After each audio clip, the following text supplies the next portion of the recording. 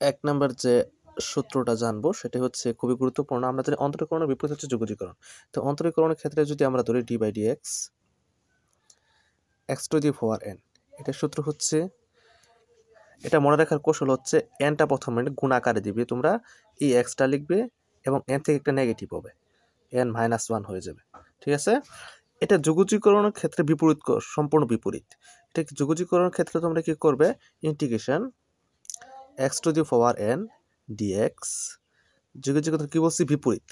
আমরা অন্তরীকরণের ক্ষেত্রে কি করছিলাম, পাওয়ারটা গুণ আকারে লিখছিলাম, এখন আমরা এটাকে করব এবং পাওয়ার থেকে একটা বিয়োগ করছিলাম, এখন আমরা পাওয়ার থেকে একটা যোগ করব পাওয়ারের সাথে, x⁴ পাওয়ারের সাথে একটা যোগ করি, x⁴n+1, এবং যোগ করে আমরা প্রথমে কি করছিলাম, অন্তরীক ক্ষেত্রে গুণ, এই পাওয়ারটা গুণ আকারে লিখছিলাম, এখন যে পাওয়ারটা হবে এটাকে আমরা ভাগ আকারে নিয়ে যাব, তাহলে আমরা যোগজীকরণ হয়ে গেল। এটাকে আমরা ভাগ আকারে লিখলে হচ্ছে n+1।